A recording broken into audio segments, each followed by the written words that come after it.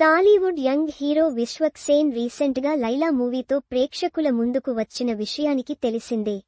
Lady గెటప్లో ప్రయోగాత్మకంగా విశ్వక్ చేసిన ఆ సినిమాకు రామ్ నారాయణ్ దర్శకత్వం వహించగా ఆకాంక్ష శర్మ హీరోయిన్గా కనిపించింది.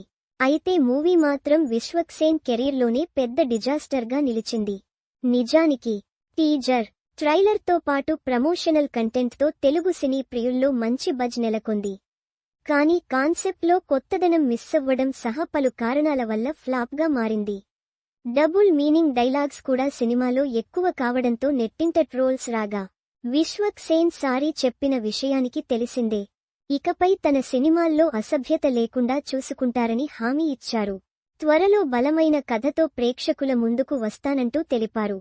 అయితే విశ్వక్ సేన్కు ఇప్పుడు మరో ఇబ్బంది ఎదురు కానున్నట్లు సోషల్ మీడియాలో ప్రచారం జరుగుతోంది. మళ్లీ మూవీపై భారీగా ట్రోల్స్ వచ్చే అవకాశం ఉందని చెబుతున్నారు.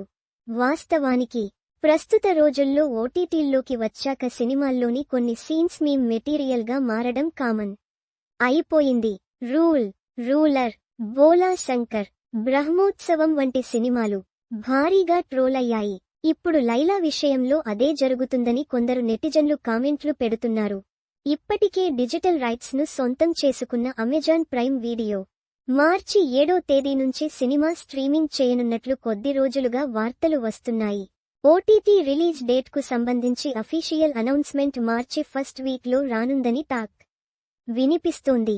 అయితే థియేటర్లలో సినిమాను ఎక్కువ మంది చూడకపోగా ఇప్పుడు కొందరు చూసే అవకాశం ఉంది. అదే సమయంలో ట్రోలింగ్ జరిగే అవకాశం కూడా అంతే ఉంది. అయితే లైలా తర్వాత ప్రస్తుతం ఫంకీ మూవీ చేస్తున్న విశ్వక్ సేన్ ఈ నగరానికి ఏమైంది సహా పలు సినిమాల్లో నటించనున్నారు.